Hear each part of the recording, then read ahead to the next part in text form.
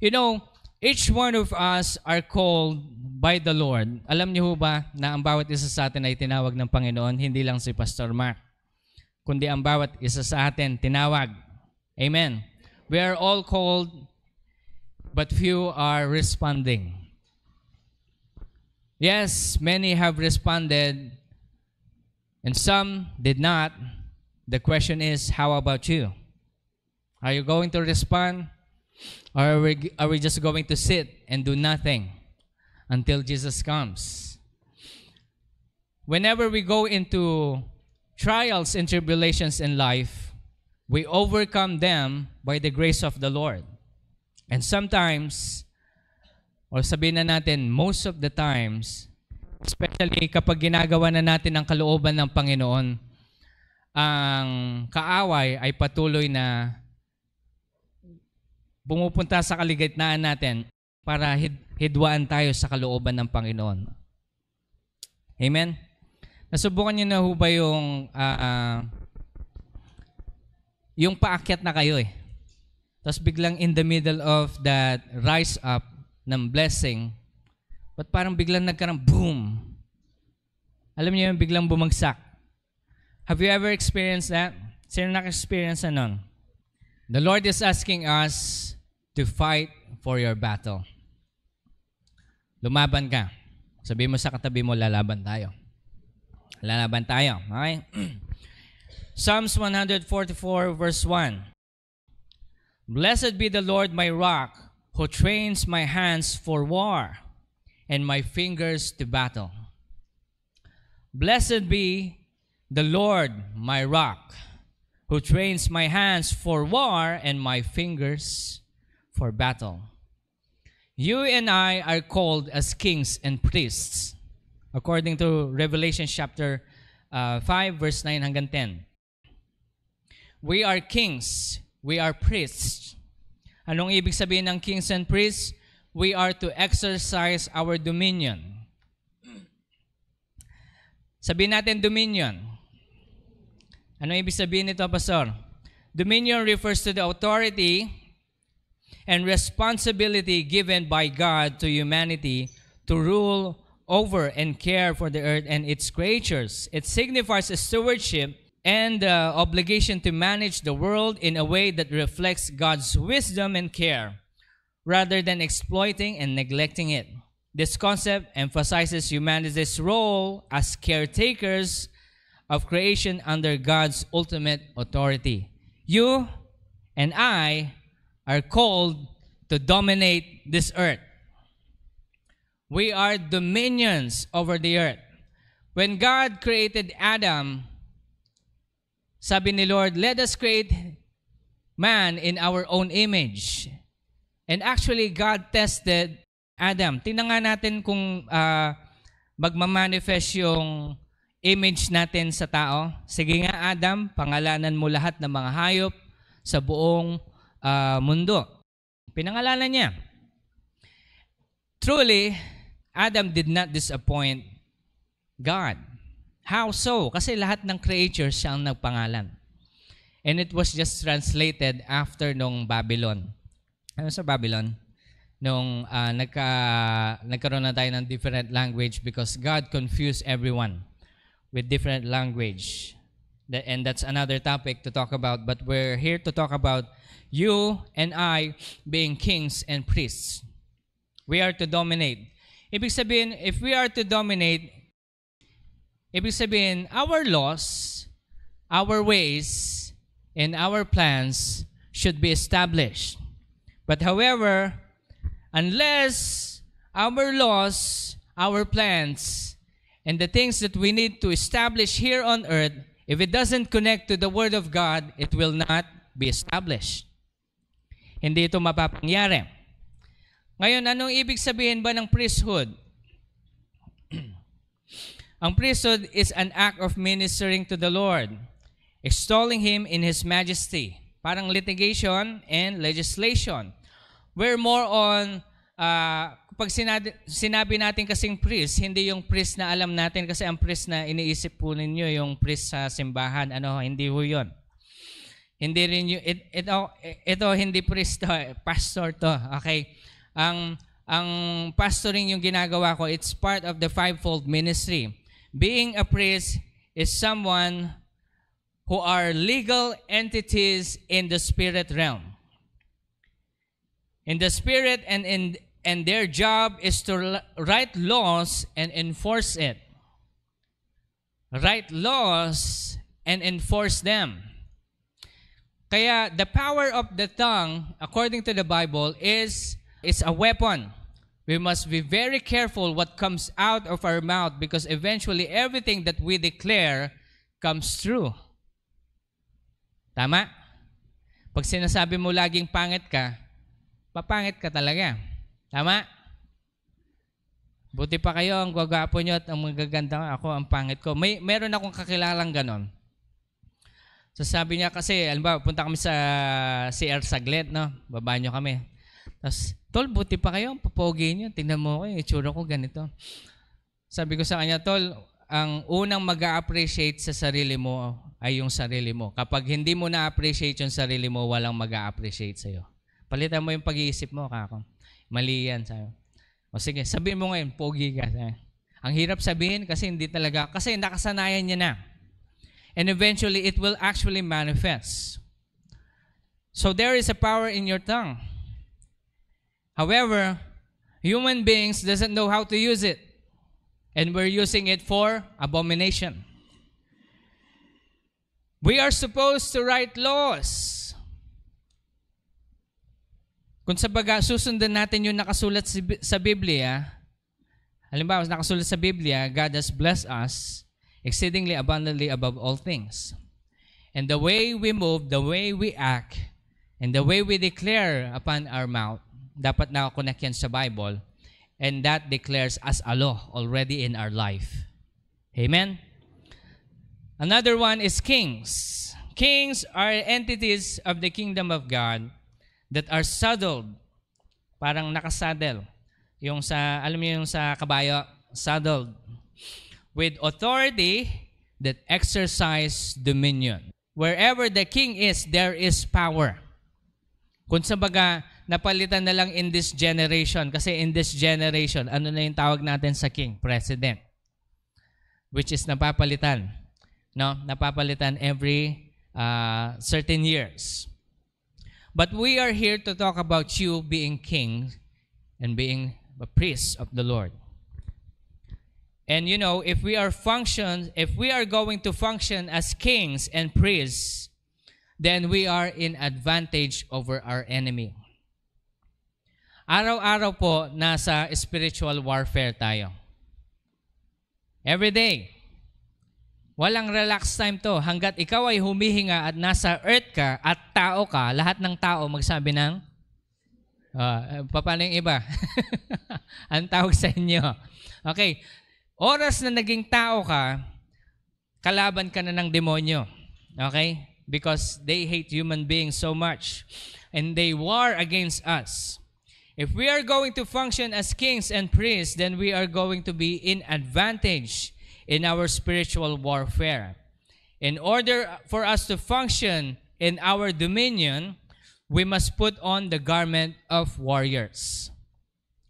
We are called as dominions over all the earth. And whatever happens in your life, yung mga nangyayari sa ating buhay, ay kailangan nating i-command. Ngayon kasi ang question, Pastor, paano ba i-command yung sinasabing command so that it will happen to you? Hindi ito yung tinuturo ng New Age na manifesting. No? Hindi, mali yun. Yun kasi yung sinasabi nilang manifesting, hindi sa connected sa Bible. Whenever you declare things, it must always be connected to the Word of the Lord. Kaya kapag ikaw ay nag-exercise ng dominion mo, for isang example, exercise ka ng dominion mo, no? Ikaw ay isang parent. Meron ka na ngayong anak. Ito yung exercising ng dominion, no? Ngayon, sasabihin mo sa sarili mo at sa iyong anak, ikaw, anak ko, ikaw ay mabubuhay ng may takot sa Diyos. You are writing a law. ikaw ay mabubuhay na magkakaroon ka ng pamilya at hindi kayo magkakahiwa-hiwalay. You are writing a law. Is it connected to the word of the Lord? Yes, it is. And that's how you write your law. You are to exercise your dominion. Isang example lang yon. Isa pang example, kapag ikaw ay nagtatrabaho, mapopromote ako. Tingnan mo, mapopromote ako. Lagi mong sinasabi yun. Tingnan mo, mapopromote ako. Pero sa kakadeclare mo ng ganon, pero wala ka namang ginagawa, walang mangyayari. But when you declare kasi, when you declare, you exercise your dominion, and when you exercise your dominion, it manifests. Mangyayari yon. Kasi, hindi magsisimula sa kapaligiran mo, magsisimula sa'yo. Okay? Kaya kapag wala kang trabaho, sabihin mo, magkakatrabaho ako. Wala kang business, sabihin mo, magkaka-business na ako. Pero ang question kasi ngayon, ano yung ginagawa mo to exercise that dominion? Of course, you're going to do something. Hindi ka lang uupo at hihilata sa bahay mo at maghihintay ng, oh, andyan na pala. Hindi yan parcel na hinihintay mo na dumating. Yan ay tinatrabaho. Ano? Matthew 16 verse 18. I also say unto you, Peter, upon this rock I will build my church, and the gates of Hades will not overpower it.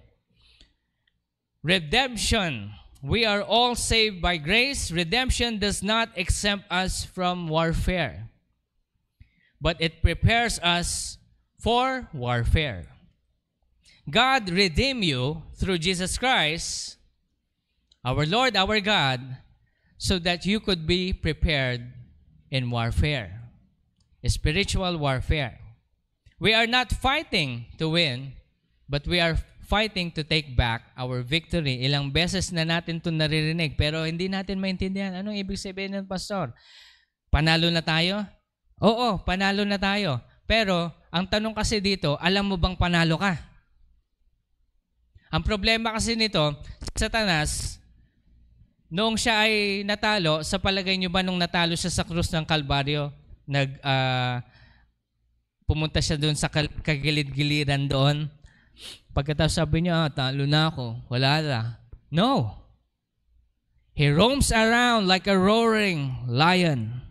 Tinitingnan niya, alam ba nito na panalo siya? Kapag hindi mo alam, nanakawang ka niya. Do you know that? This is the reason that's why we have these gatherings. Ito yung rason kung bakit tayo merong Sunday service, meron tayong prayer meeting, is for you to be reminded that you are victorious. Can you tell your seatmate, we are victorious. Panalo na tayo. Amen? So, ibig sabihin, kapag may sakit ka, magaling ka na. Panalo ka eh. Amen? Pero how do you take that back, Pastor? Kasi kahit naman na sasabihin ko yung pastor, pero kasi may sakit pa rin ako eh. Ano yun? Para bang niloloko ko yung sarili ko. Kasi nararamdaman ko eh. Kasi ang problema kasi sa atin, mas realidad natin itong physical na katawan na to. Ang realidad natin dapat yung espiritu. Kasi God created us in His image na kung saan yung ating spirit man is much more real than our physical man. So whatever happens to your spirit affects your physical. So change your mindset. You will keep your victory, maintain your stand in your dominion, and all that God has given you and made available for you. You keep it, whatever God has given us. Sabi niya sa 1 Peter chapter 5 verse 8, be sober, be on alert. Your adversary, the devil, prowls like a roaring lion seeking someone to devour. Yes, God has called us as kings and priests, pero si Satan ang ginagawa niya, kumakatok yan sa pinto niyo. Alam mo bang, hindi niya itatanong na, alam mo bang king ka, alam mo bang priest ka? Kapag hindi mo alam, kukunin niya yan. Paano niya kinukuha, Pastor? Hindi mo ba kayo nagtataka sa mga problema ang ating nararanasan? Bakit simula nung naging Kristiyano ako, mas madami akong naging pagsubok? Bakit kaya? Because kalaban ka na ng kaaway ni Satanas. Gagawa siya ng paraan para ikaw ay manakawan niya. So sa bagay yung plano niya, steal, kill, and destroy. Okay? So, he knocks on your door and checks if you are aware. If you're not aware, nanakawan ka niya. 1 Corinthians chapter 5 verse 8. Ito yung gawin natin. So that no advantage will be taken us by Satan, for we are not ignorant of his schemes. The reason that's why we're talking about this spiritual warfare, it's because it's been years na tayo'y natatalo sa kaaway. Tayo ay palaging natatalo. At hindi natin alam natatalo tayo. Hindi nyo ba napapansin na kahit na anong subok nyong kumita, hindi kayo kumikita? Sino nakasubok nun? Kahit na anong gawin ninyo, pagod na kayo, ba't parang yung kinikita nyo, parang ang liit. Nagtatights naman ako, Pastor. Di ba sabi sa Bible na kapag ikaw ay nagbigay ng tithes, God protects the wealth na binigay mo. Assuming na nagbigay ka lang wholehearted na, hindi ka nag-hesitate na ibibigay ito sa kay Lord, no? Ang tithing kasi, hindi siya yung, Lord, ito na nga, yan na nga. As habang kinukuha at hawak-hawak yung tithing basket, sinusundan mo yung paningin mo dun. Ano kayang gagawin nila sa pera ko? Hindi yun. Hindi wholehearted giving. Okay? Kapag ganun ang puso mo, I'm telling you, wag mong ibigay kasi walang blessing doon. Okay? I-check mo muna yung puso mo bago ka magbigay. Ang wholehearted, ibigay mo ng buong puso. Lord, sa'yo yan. Hindi ko natitingnan yan kung saan man gagamitin ito ng simbahan. And just to remind everyone, ang ginagamit po natin yan sa ating mga maintenance dito sa ating simbahan. Binabayaran po natin ang ating mga workers. At nakita niyo naman, bago ang ating ilaw, akala niyo nasa langit kayo, pero wala po. Andito pa rin tayo sa lupa. Ang liwanag, di ba? Ang ganda. Kasi yan po ang ating pinaglalagyan ng tithes. Ano ho? Ngayon po, balik ko tayo sa pinag-uusapan natin. One thing about spiritual warfare is that we don't get to choose our battle. But the battle chooses us. Hindi ka pwedeng mamili ng gera mo. Parang ganito. Nasa isang pamilya ka. At sa isang pamilya, may problema kayo. Laging nag-aaway ang parents mo. Hindi kayo magkasundo-sundo magkakapatid. Ngayon, dahil gusto mo nang iwasan yung problema, mag-aasawa na ako. Magsisimula na lang ako ng sarili kong pamilya para wala nang away-away.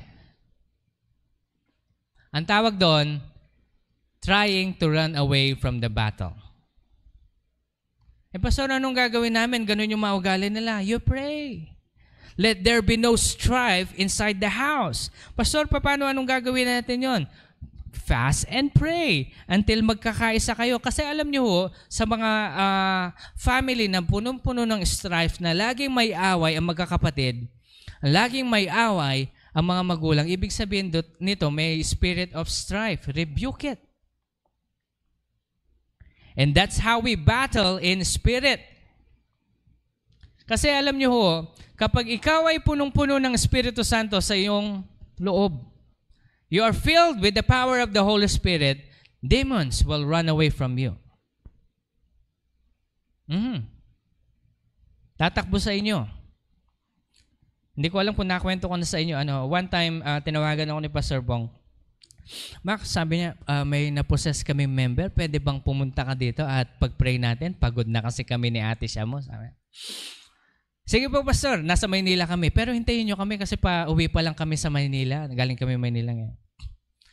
So on the way, tumawag sila ulit. Mac, okay na pala. Oras na sinabi kong, yes, Pastor, pupunta ako dyan. The demons know. They run away. Because they know the authority. That's how we exercise our dominion. We war with them. Amen?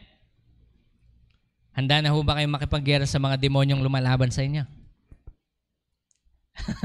But yung parang, Pastor, pwedeng ikaw na lang. No. Listen to this. I have my own war. And if I will fight your war, you will not grow. The Lord is asking us to be strengthened at this time. Kasi the more we struggle, we wrestle, we will win. One thing in the spiritual warfare is that we don't get to choose our battle. When we face certain problems in our lives, we do not run from it. Kasi oras na ikaw ay tumakbo, ngayon ikaw ay may sarili lang pamilya, katulad ng isang example ko kanina, di ba? Kasi iniwasan mo yung pamilya mong lagi nag-aaway. Ngayon, ikaw ngayon ay may asawa na. Surprise! Kayo naman yung asawa mo ang lagi nag-aaway. At dahil gusto mo na naman tumakas sa bato, maghanap na lang ako ng ibang asawa. Ayan na. Nakikita nyo? This is the cycle that's been happening. You are being robbed by your dominion. Ephesians chapter 6, verse 12. For we wrestle not against flesh and blood, but against principality, against powers, against rulers of darkness of this world, and against spiritual wickedness in high places. Ilan yon? 4. Principality, powers, rulers of darkness of this world, spiritual wickedness of high places. Yun ang kalaban natin. Ang tawag sa kanila, demonyo. Okay? Kasi itong mga ito ang sumisira sa atin. We do not rebuke them, we wrestle against them. Ano sabi ng Bible, Ephesians chapter 6, verse 12? For we wrestle not against flesh and blood. We do not rebuke. What do? Wrestle. Struggle. Overcome them. 2 Corinthians chapter 10, verse 3. For though we walk in the flesh, we do not war after the flesh. Whom do we war against with? Principality, powers, rulers of darkness of this world, and spiritual wickedness in high places. Ito, mga rangko ito sa spiritual realm. Okay? According to the structure of Satan. Okay? Alam ni Paul, no? Tingnan niyo to. So basically, nung naging tao ka, lahat ng tao magsabi ng amen. Okay? Baka may ibang ano dito. Nung naging tao ka, kaaway ka na ng dyablo. Tandaan niyo yan. Nung tumanggap ka kay Jesucristo bilang Diyos at tagapagligtas, you have became a sworn enemy of Satan. And he will do everything he can to bring you down. Hindi ko kayo tinatakot, but this is the real plan of the devil over your life. At kapag hindi ka aware, at hindi tayo handa, tayo'y matatalo. Alam niyo po kasi kapag sa gera, kapag hindi mo alam yung strategy ng kaaway mo, hindi mo sila kilala, hindi kayo mananalo. Hindi mo kilala at hindi mo alam yung pattern ng kanilang movement, hindi ka mananalo sa kanila. Gusto niyo ho bang manalo? O lahat ng gustong manalo, magsabi ng amen. Okay? And one way to fortify ourselves from the devil is to testify what the Lord has done. Testify. Ibig sabihin dito, magte-testimony tayo. Sinasabi ko nga sa prayer meeting kahapon, kapag meron kayong matinding testimony, sabihin nyo sa akin, kausapin nyo ako, I will give you the mic. Ayoko kasi yung halimbawa, ito Sunday service tayo, no? Tapos, sige, testimony time muna tayo. Sinong gusto mag-testimony? Tapos yung iba sa atin napipilitan. Ayoko yung ganun. Pag may totoo kang testimony, sabihin mo. And you have to tell it and you have to share it because this will bring encouragement to the people of God. Amen. Pastor, kahit maliit lang na bagay, halimbawa, binigyan ako ni Lord ng washing machine, pwede mong i-share yun. Kasi imaginein mo, hindi mo kayang bilhin, tapos nabili mo. It's because God provided. That is something to encourage the people of God. It's not just about material things. Pastor, nagkaayos na kami ng asawa ko. Hindi na kami nag-aaway ngayon. Binibilang ko, for the next 4 years, okay na kami. Sabi niya. Diba? That is something to share about. People needs to hear that. I mean, the people of God needs to hear that to be encouraged. And that's how we fortify ourselves from the schemes of the enemy. Kasi the more we hear encouragement, such as the words that you're hearing right now, we are fortifying ourselves with the protection of God. Whenever you are in the battle, know your enemy. 2 Corinthians chapter 2, verse 11, lest Satan should get an advantage of us, we are not ignorant of his devices. Know Satan's plans, and you will not be defeated. Pastor, ang tanong kasi dito, paano natin malalaman yung plano ng kaaway? Ito nga, ituturo ko sa inyo. Para alam natin kung ano yung ginagawa ng kaaway. So ito yan. Alam niyo po kasi sa structure ng authority ni Satan under his mga alipores, meron tayong tinatawag na dalawang bagay na kailangan natin intindihin. Ito, dalawang section ito na kung saan ito yung ginagamit ni Satanas para pabagsakin ang mga tao. Merong dalawang structure. Number 1 is demons. Yung mga demonyo. Demons are servants of demonic realm. Number 2, princes. Ito yung mga watchers. O kung sabaga, mas kilala siya sa ating generation as fallen angels. Lahat ng pasaway sa langit na itinapon, yung 1/3. Yung 1/3 na itinapon sa langit, ang tawag sa kanila, prince, fallen angels. They are the watchers according to the word of the Lord. Okay? Meron tayong demons and princess. Tandaan nyo ito, no? Para alam natin kung sino yung kalaban natin. Ngayon, yung mga demonyo, ito yung mga demons, katulad ni Legion. Alam nyo po yung story ni Legion? Nung tinanong siya ni Jesus, who are you? At ang sabi nung naposes na tao, my name is Legion, for we are many. Pinoposes nila yung isang tao kasi ang tawag mo dito, wala silang titirahan. Demons are disembodied entities. They need human beings to possess in order for them to exercise their power. Ang mga demonyo, may kapangyarihan sila. At para i-exercise nila ang kapangyarihan nila, kailangan nila mag-possess ng tao. Okay? Isang halimbawa, kapag ikaw ay isang inosenteng tao, wala kang kinalaman sa bisyo, pero ang tatay mo, ang nanay mo, ang mga kapatid mo, tumador.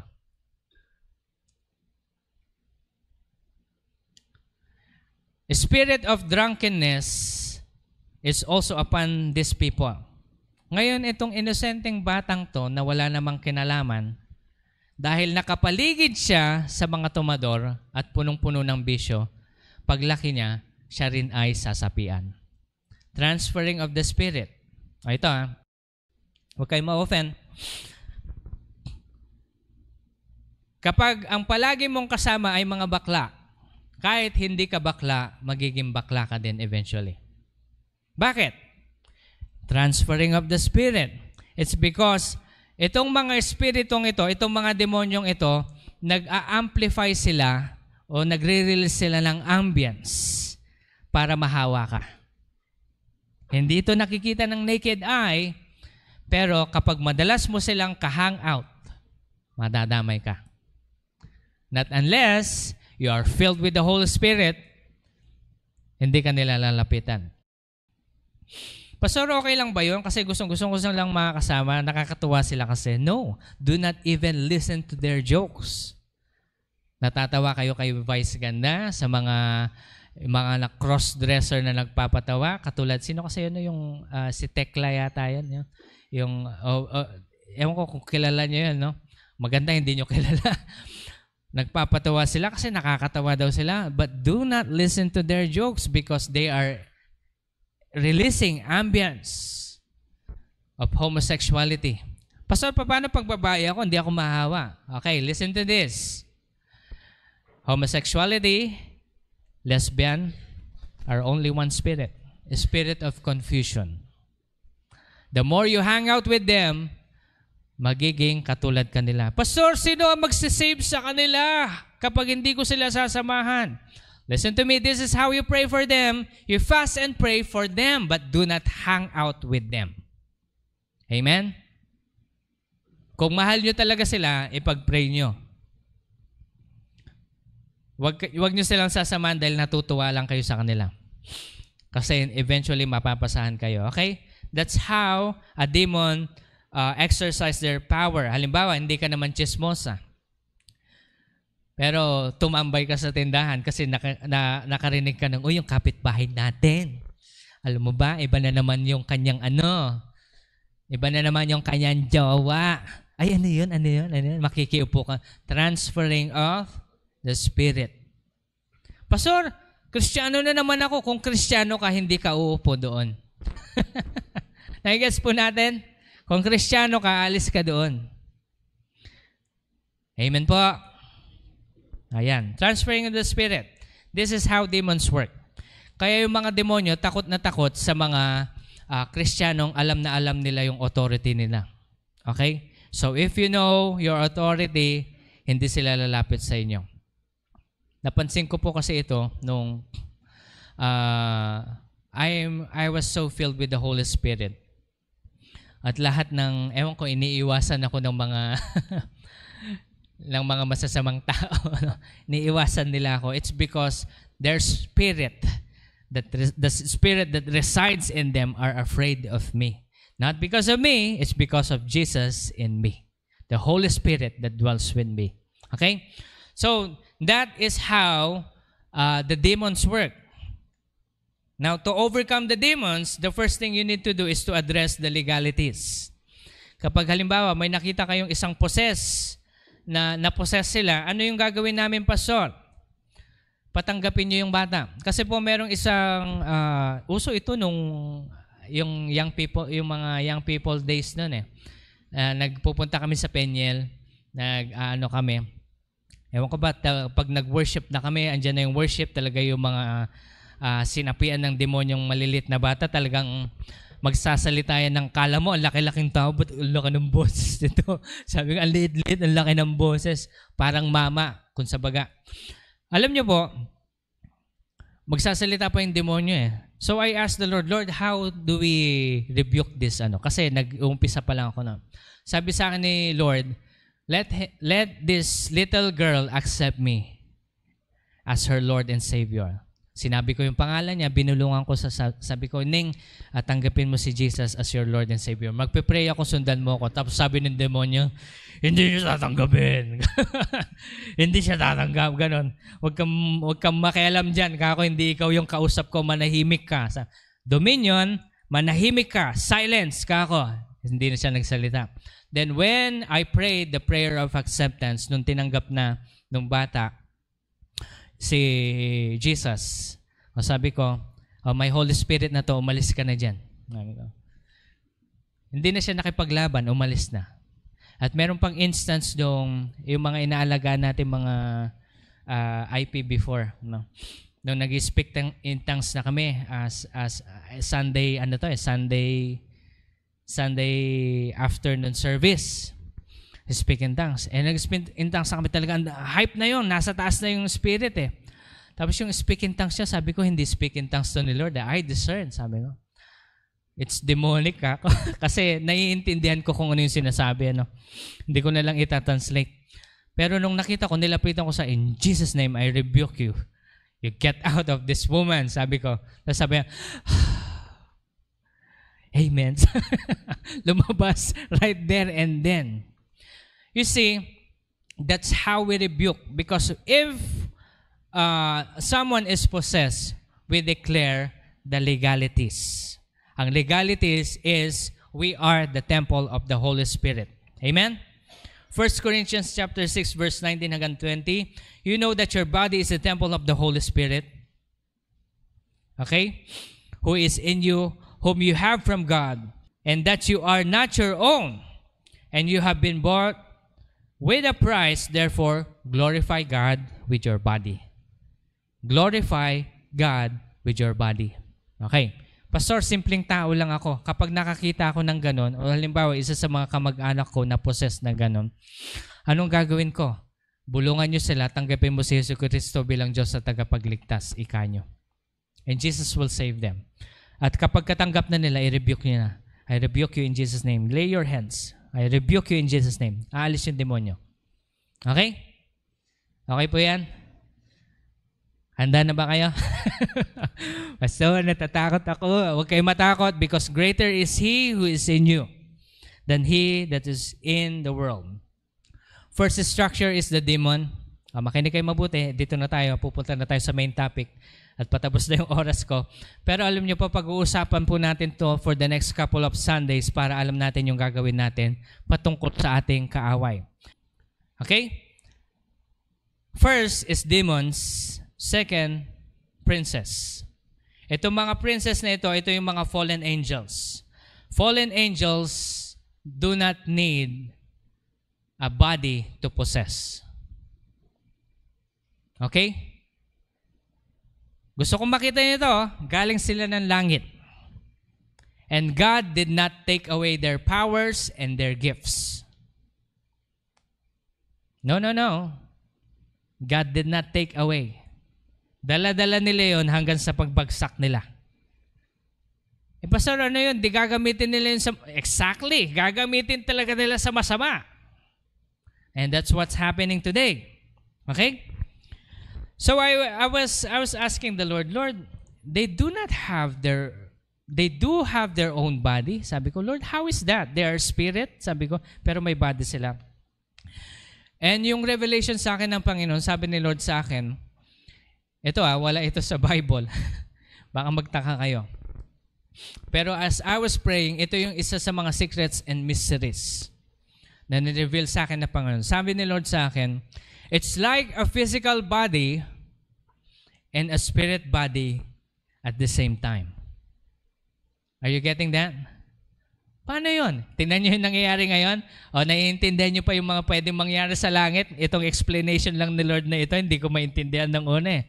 It's like a spirit and a physical body at the same time. Ito yung mga fallen angels. Okay? And I was asking the Lord, explain mo pa nga with biblical aspect, Lord. It's like, sabi niya, it's like when Jesus resurrected after His death.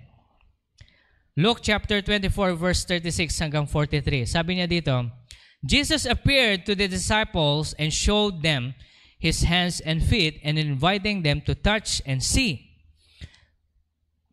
that He was not a spirit but flesh and bones. Kasi nga, nung una nilang nakita si Jesus, nag-appear sila, ay, may multo! Ganun sila. They were afraid. But the Lord Jesus said, it is I. Nakita niyo yan? Nanghingi pa nga siya ng isda eh. Pwede niyo ba akong bigyan ng isda? Nagugutom ako. And they prepared something for Him to eat. He ate. Ito pa, John 20, verse 19 hanggang 29. Jesus appeared to the disciples in a locked room. During the time na kung saan nagagather yung mga disciples noon, they always locked their room. And Jesus appeared in the middle in their locked room. How did He enter? He is a spirit. At the same time, He is physical. Tingnan niyo ito. Jesus appeared to the disciples in a locked room and showed them His hands and His side. Thomas, who was initially doubted, was invited by Jesus. Sabi kasi ni Thomas, Hindi ako maniniwala hanggat hindi ko malalagay ang daliri ko dun sa butas ng kung saan siya pinako. At hindi ko malalagay yung kamay ko dun sa tagiliran niyang binutas. Sabi ni Jesus, Thomas, put your finger on my hands. Put your hands on my side. Ano yung sinabi ni Thomas? My Lord and my God. He bowed down and knelt down. Sabi ni Jesus, you only believe because you see. But greater are those who believe who does not see. And Jesus was referring to you and me. Amen? So yan. When I was praying, the Lord told me it's just like a physical body and a spirit at the same time. It's more like in between. Naalala niyo nung nakulong si Peter? Nung nakulong si Peter and the disciples and the believers were praying kasi papatayin na nila si Peter kinabukasan. And when they're praying, an angel of the Lord visited Peter habang siya'y naghihilik sa loob ng preso. Because he is that confident that the Lord is going to save him. Okay? So the angels, habang naglalakad yung angels, pumasok siya doon. Andun na siya sa loob, no? Sabi, paano nakapasok to? Physical and spirit at the same time. Kinuha niya si Peter, natanggal yung mga chains kasi si Peter, physical lang. Habang papalabas na sila sa preso, bumubukas mag-isa yung mga pinto. Habang naglalakad sila sa daan, akala ni Peter na nanaginip pa rin siya. Tapos napansin niya, teka, totoo na to. Ganun ng level. Ibig sabihin, the angel walked him out of prison. It's just like a physical and a spirit at the same. These are also the same as the fallen angels. Tandaan niyo yan. Okay?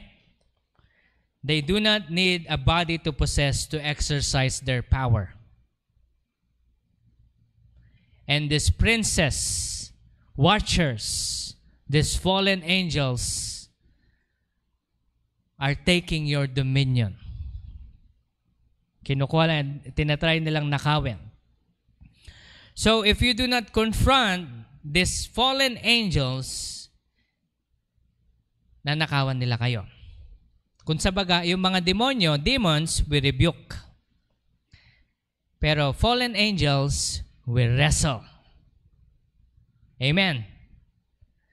So kung sabaga, mali yung prayer na, Spirit of corruption, get away from the Philippines. In Jesus' name, nothing will happen. Spirit of poverty, get out of, I'm sick. Nothing will happen. Why? Hindi pa sila natatakot sa power of prayer? Alam niyo ho, sa mga demons, servants, no? Meron ding mga demons na sobrang tindi na kailangan mo muna mag-fasting bago mo sila mapalayas. Naalala niyo sa Bible? Sabi ng mga disciples, Lord, bakit hindi namin mapalayas to? Itong mga klase ng demonyong ito, kailangan mo muna mag-fasting bago mo sila mapalayas. Demons pa lang yun, ha? How much more sa princess? I am not saying na all-powerful itong mga watchers na ito, itong mga fallen angels. I'm telling you this because you are much more powerful in Christ. Ang problema lang natin, nanakawan tayo ng karapatan. Hindi natin alam yung katotohanan. Okay? So anong gagawin natin dito? We wrestle against them. When you are dealing with fallen angels to a certain level, kailangan natin i-assert yung mga legalities. Legalities ng mga kanilang ginagawa. So ito muna tayo, no. Let me just skip this a bit kasi kulang na yung oras natin. Gusto kong maintindihan nyo muna yung kapangyarihan ni Lord. Kasi itatakal natin ito for the next coming Sundays. Kaya sabi ko kay Pastor Jan saka kay Mama Dang, ako muna magpipreach for the next coming Sundays. Kasi this is actually a series that we need to study so that you will overcome. Gusto nyo bang manalo? Okay. Ito, mananalo na tayo. Okay? Bigyan nyo lang ako ng konting oras, mag-extend tayo ng konti. Ano ho? Mga 3 oras lang, hindi, joke lang. Okay, mga ano lang, konting-konti lang para ma-explain ko po ng maayos ito. When we are dealing with fallen angels, there are certain levels of legalities. The legalities these fallen angels walk with are negotiation with enslaved man. Nakikipag-negotiate sila. So ano yung dapat natin gawin? Ephesians chapter 6 verse 10. Finally, my brethren, be strong in the Lord, in the power of His might. Be strong in the Lord. Ephesians 6 verse 11, put on the whole armor of God, that you will be able to stand against the wiles of the devil. The Bible is not talking about demons. It's talking about princes, watchers, fallen angels. Ephesians 6 verse 12, for we wrestle not against flesh and blood, but against principalities, against powers, against rulers, darkness of this world, against spiritual wickedness in high places. Pag-aaralan po natin lahat ito at ano yung mga ginagawa nila, no? Hindi natin ito matatapos ngayon, pero uumpisahan natin sa una, sa principality. Ano ho? We cannot cast out princes. Hindi natin pwedeng i-cast out yung mga ito. Kasi ito, aalis lang sila kapag may word of God ka lang. Isang example, si Jesus. After Jesus fasted for 40 days and 40 nights, anong ginawa ni Satan? He tempted Jesus. At sa tuwing magsasalita si Satan, hindi ba Diyos ka, gawin mo ngang tinapay itong batong ito dahil nagugutom ka na? Sabi ni Jesus, man shall not live by bread alone. And we all know the story. Sa pinakadulo, nung wala nang masabi si Satan, doon pa lang siya umalis. Kasi Jesus keep on claiming the what? Word of God to cast out Satan. So what do we need to cast out Satan? The Word of God. Kaya kapag kayo ay nakakaranas ng strife sa bahay, laging may away, i-rebuke nyo lang yon. Pero kasi may mga oras na kung saan, ano kayo nagiging open door para manghimasok yung demonyo sa bahay ko? O sa aking lipunan, sabihin na natin sa amsik. Ano ba? Kasi po, ito yung ginagawa ng kaaway. So, sa mga princes, watchers, and fallen angels, merong hierarchy yan. Ang pinakamataas is principality. Ang pangalawa, powers and dominions. Okay? Ang pangatlo, rulers of darkness. Pang-apat ay spiritual wickedness in high places. Ang nag-open door ng mga doon sa mga lower demons is principality.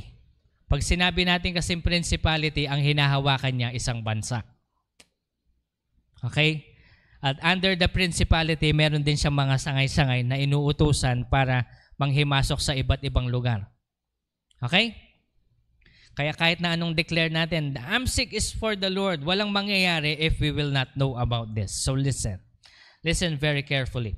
So principality is a prince that comes first. It derives from the word principle, meaning fundamental truth or position that serves as a foundation for system or belief.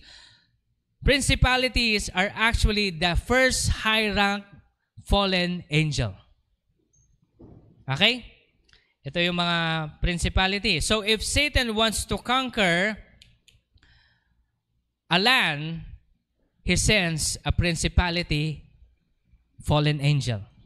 Huwag kayong mag-alala, meron ding principality angels kay Lord. Okay? Ituturo ko rin sa inyo paano magmamanifest yun sa buhay natin. Pero alamin muna natin yung kapangyarihan ng kaaway para afterwards, ituturo ko sa inyo kung paano gamitin yung kapangyarihan na binigay sa inyo ng Panginoon.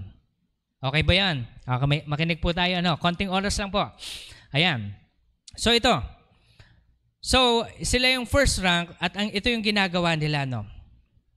So the principality finds people that have legality and jurisdiction over the land.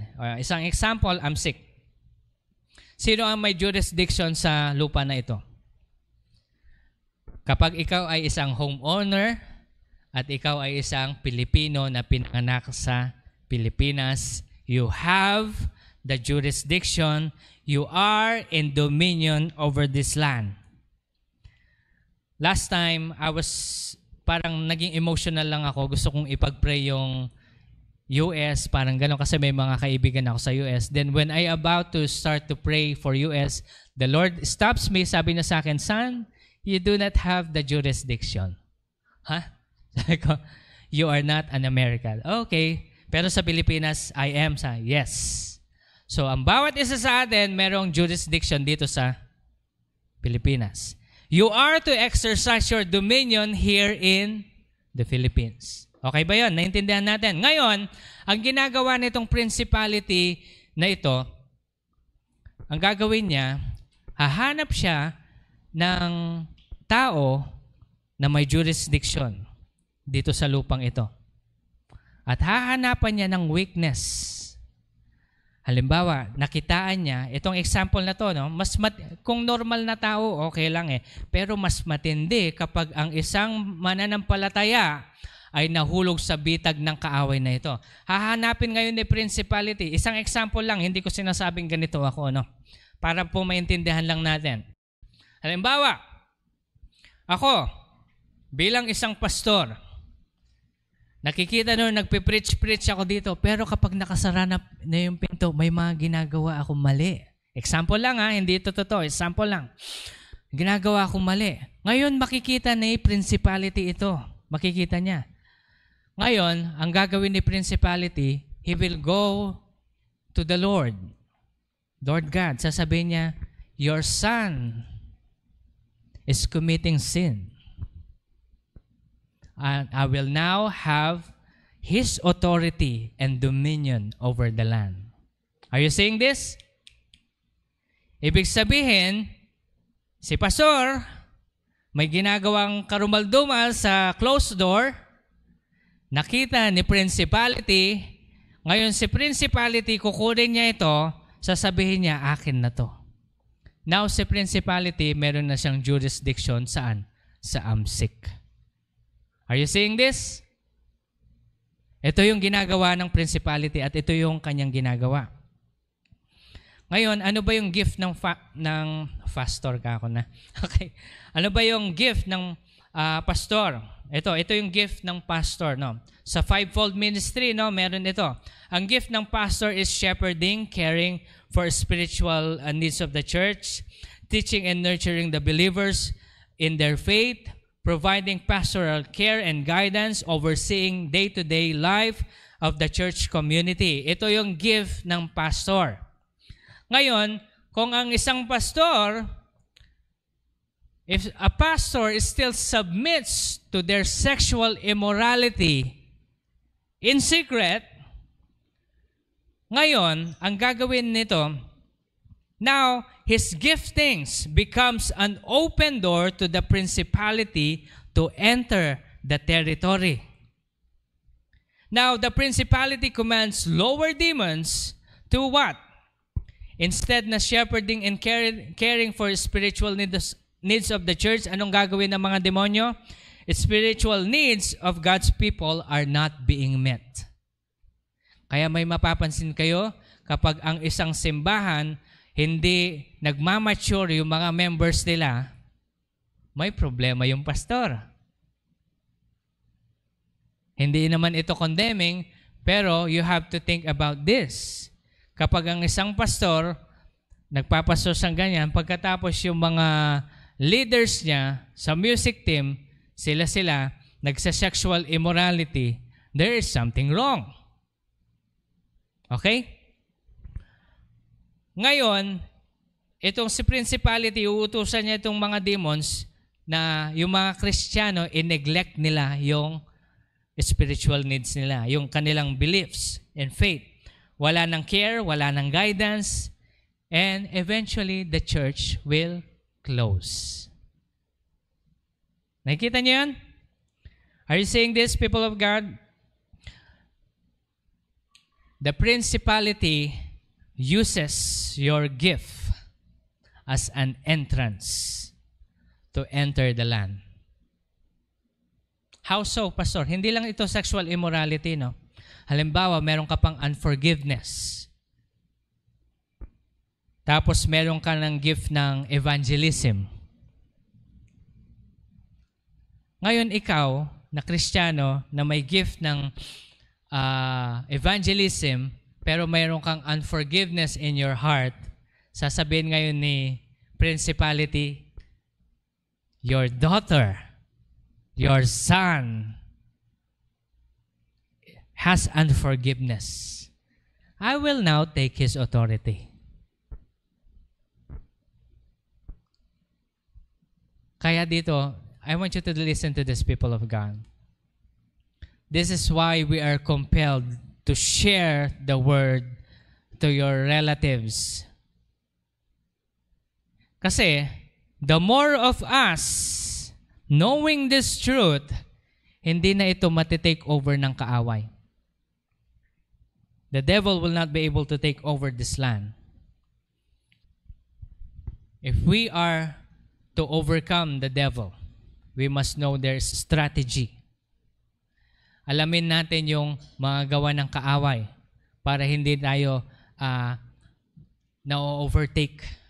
Kasi ang napapansin ko kasi, ito, tingnan ito mabuti. No? I was really praying. Sabi ko, Lord, we are ministering. Ginagawa naman namin yung gusto mo, Lord.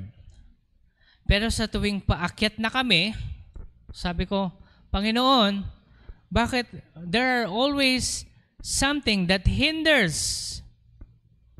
What should I do, Lord? And the Lord revealed this to me.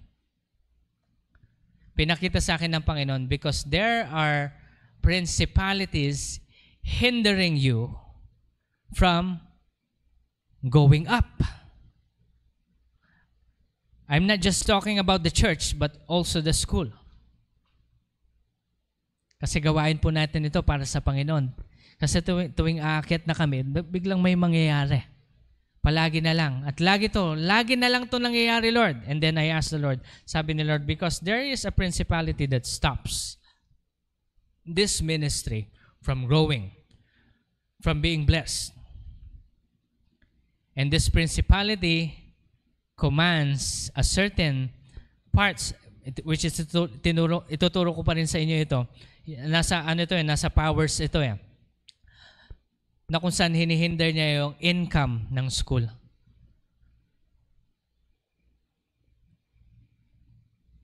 Income ng simbahan. Sabi ko sa Panginoon, Lord, anong gagawin ko? Wrestle against this wrestle against this principality. And I'm telling you the same, let us wrestle against this principality. Hindi lang po ako mag-isa. Dapat po kasama kayo. Amen? Kaya ba natin? Isa pong bagay na pwede natin gawin is tayo makipanalangin tuwing Sabado. O kung hindi man kayo po pwede, pero gawan nyo ng paraan, Kung hindi man kayo pwede, manalangin po tayo sa sarili natin. Kasi ganito po yan. Itong mga bagay na pinag-aaralan natin, hindi ito para papurihan ang demonyo na malakas sila. Itong mga bagay nito, pinapakita lamang po natin sa inyo kung gaano sila katalino at gaano makapangyarihan ang Diyos, si Jesucristo na sa iyo. Okay? Because God wants us to overcome. God wants us to overcome these entities. Now, next Sunday, mag-e-ending po tayo ngayon dito. Next Sunday, pag-aaralan natin yung the rest. We are going to talk about the rest of yung mga structure ng kaaway. Pag-uusapan din natin yung weapons nila. Pag-uusapan din natin yung mga strategy ng kaaway. Pag-uusapan natin din yung kapangyarihan mo at yung advantage mo sa Panginoong Hesukristo. Amen po ba? Ngayon po, let me just tell you this. Yes, Lord. Do not open yourself with weakness over lust, sexual immorality, laziness, reviling, ibig sabihin yung mapanlait, scoffer. None of this will inherit the kingdom of God.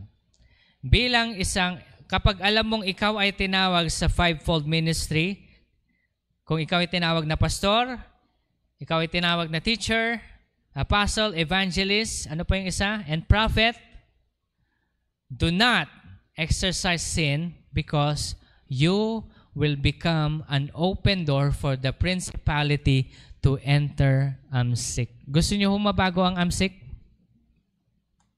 Magsisimula sa atin yan. Okay? Sabi ko sa Panginoon, Lord, I'm taking back my territory. I'm taking it back. And I was crying. I was groaning. And I was shouting.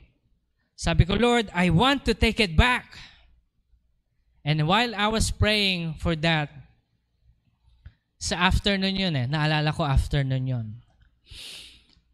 Then kinagabihan, naalala niyo po yung 2 gabi na kumukulog, kumikidlat at akala nyo end of the world na.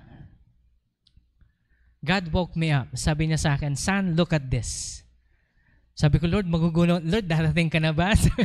Uwing-uwi na ako eh. Sabi niya sa akin ni Lord, anak, hindi.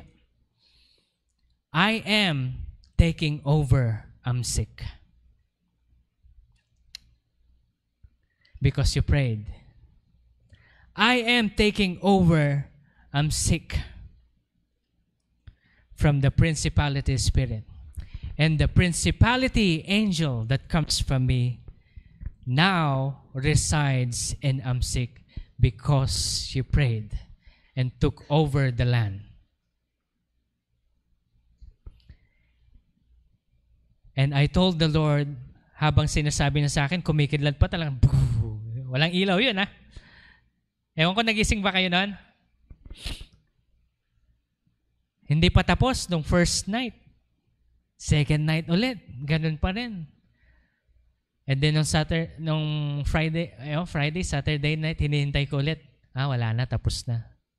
Pero alam nyo, Saturday night, no. I think it's Friday night.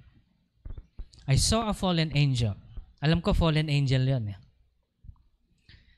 While I was sleeping, nakaupo po siyang ganyan kasi ang laki Nakaluhod siya sa akin Okay yan, lumuhod ka, kako. Nakaluhod siya sa akin, sabi niya. Sabi nitong fallen angel, how did you know? Tinanong ko siya, are you talking about my dominion? Yes, how did you know? Sabi ko sa kanya, I am aware. I am aware that I own the land. This is my territory. Alam niyo yung sabi niya sa akin? I will wait when you are weak again. I will return. Then he went out. That's how we rebuke. That's how we cast out watchers and fallen angels. How, Pastor? We walk in the light. We walk with Christ. How do we walk? Read your Bible, pray every day. That's how you walk. That's how you plead the blood.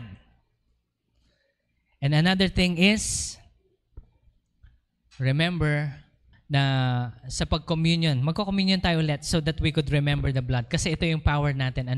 Can I ask siguro ang ating mga, hindi na pala sila, hindi na yung mga boys natin na. Okay. Si Leah and Liza. Tayo po yung lahat tumayo. This is how we remember the blood of Christ and the power that He has given us. Take this as often as you do, sabi ni Lord, in remembrance of me. Kaya kapag nakakarinig kayo na kapag may situation sa buhay, sasabihin ng iba, we plead the blood of Jesus. No, that's not how you apply the blood of Jesus. The way we apply the blood of Jesus in our lives is by walking in light. Ginagawa natin lahat ng sinambit ng Panginoon sa kanyang salita. Namumuhay tayo para sa Panginoon. Nananalangin tayo ay tayo sumasamba lamang sa Kanya. Hindi na tayo nabubuhay para sa ating sarili. Kaya kapag meron tayong galit sa ibang tao, patawanin na natin sila. Kaya pag meron tayong sexual immorality, ibigay na natin ito sa Panginoon. Mapanlait tayo, ayusin mo ang buhay mo. Huwag ka naman lait kasi ayaw ng Panginoon yan. Ito po ang kailangan natin gawin. We walk in light. We look at other people as equal as us. And you know what? Kailangan nating mabuhay ng ganito so that we could always remember that we are walking in light. At kapag nakita ng kaaway yon, oh, the blood of Jesus is upon this man, upon this woman. Hindi ko sila pwedeng lapitan. And that's how we cast out these watchers, fallen angels. The Lord says in His Word, a night before He was betrayed, let's remember the Lord, okay? He took a bread, He broke it, and He says, this is my body. Eat, do this in remembrance of me. Let's remember the Lord Jesus Christ at the cross. In the same manner, He took a cup and says, this is my blood. Drink this and remember the Lord. Do this as often as you do. Drink it in remembrance of the Lord. Let's all remember Jesus.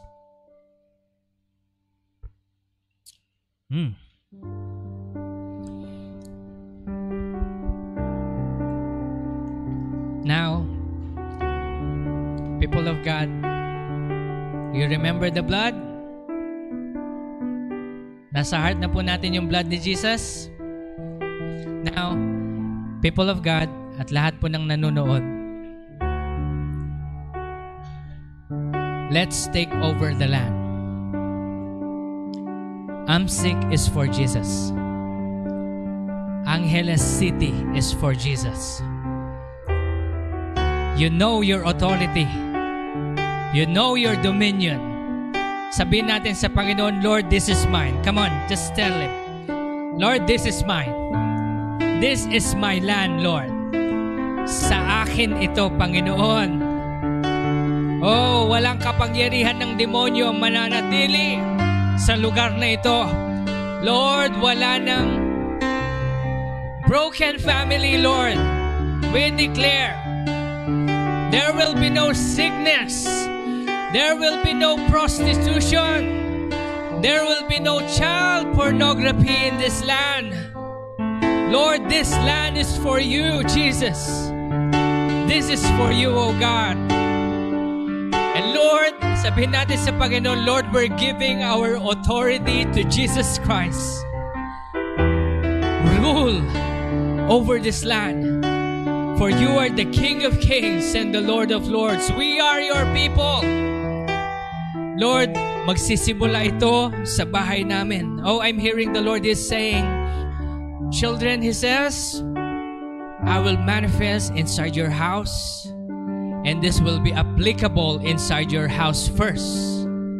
There will be no sickness in your house. There will be prosperity inside your house. There will no longer be strife, but there will be harmony, says the Lord. All of the blessing will be upon you. Oh, children, He says, all children will be blessed under you. They will grow up better than you, says the Lord. O, alalahanin po natin yung ating pang-apo.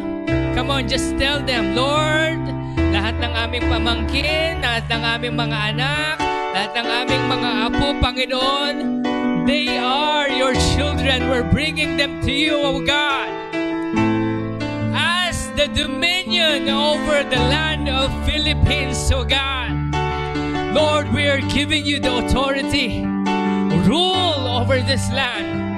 Rule over this land. And Lord, let these laws be upon this land. And the Lord says, Angeles City will now be blessed because you shine over this place. Little by little, the Lord says, makikita niyo ang changes. Let me give you a year, sabi ni Lord. 28, 27, 29, and onwards. 28, 27, 2028, 29, and onwards. The Lord says, I will bless this land. Keep this inside your heart and stand firm, sabi ni Lord. Live for me and sin no more, so that I could dwell in this land.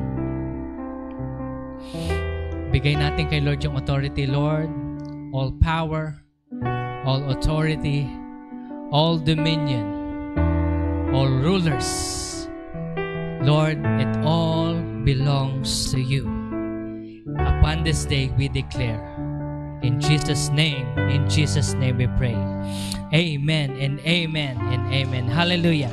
God bless you all po. Magandang umaga po sa bawat isa.